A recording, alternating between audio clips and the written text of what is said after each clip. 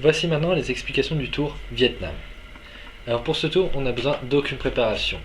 Donc on peut faire mélanger le jeu par un spectateur sans aucun problème. On mélange. Ensuite, vous allez devoir regarder votre jeu. Vous prétextez que vous allez faire une prédiction, chercher les cartes donc de prédiction. Pendant ce temps-là, vous allez regarder la première carte du jeu. Ici, c'est le 7 de carreau. Donc vous allez prendre un 7 noir, par exemple le 7 de pique qui est ici, et une carte de carreau de la même couleur, donc par exemple le 4 de carreau. Voilà. Comme ça fait une petite addition parce que plus tard dans le tour on va devoir additionner, et plus c'est petit et mieux ce sera. Donc ensuite on rabat le jeu. Ces cartes de prédiction sont cachées du spectateur, il les ignore jusqu'à la fin. Ensuite on demande au spectateur de couper le jeu en deux. Et cette fois-ci, on prend 10 cartes. Dans le tour que j'ai présenté, j'en ai pris 12, mais ça marche aussi avec 10. Voilà, j'en avais pris 12, c'était pour l'histoire, les 12 signes du zodiaque. Voilà. Mais 10 convient très bien. Ensuite, on demande au spectateur de couper le jeu, de cacher cette partie-là et de mettre le restant au-dessus. De cette manière, on ignore combien il y a de cartes qui ont été remises et combien sont sous le tapis. Ensuite, on prend 10 cartes. Attention, ici, il faut inverser l'ordre. Donc on prend bien 1, 2, 3, 4, 5, 6, 7, 8, 9, 10. J'insiste bien sur l'ordre, qu'il faut prendre 1, 2, 3, et pas 10 comme ça, sinon ça ne va pas marcher. Donc ensuite, vous demandez au spectateur de compter le nombre de cartes. 1, 2, 3, 4, 5, 6, 7. Et d'un procédé automatique, votre carte se trouve en 7e position. Donc, il suffit de montrer les cartes une à une.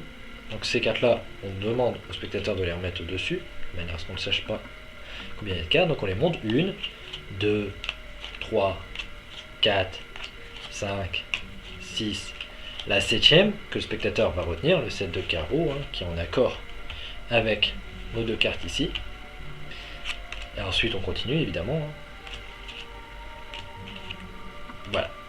Ensuite, on demande au spectateur de le remettre au-dessus et de mélanger le jeu afin de perdre la carte. Là maintenant, vous savez c'est quelle carte, vu que c'est votre carte de prédiction. Donc, vous faites semblant de regarder les prédictions. En même temps, ça vous rappelle quelle est votre carte, au cas où vous l'aurez oublié. Donc le 7 de carreau. Il faut faire l'addition, comme je l'ai dit. 7 et 4, 11. Ensuite, vous cherchez votre carte. Donc le 7 de carreau.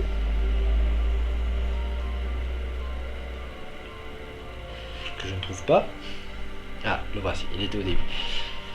Donc, vous comptez 11 cartes en comptant la carte de prédiction. 1, 2, 3, 4, 5, 6, 7, 8, 9, 10, 11.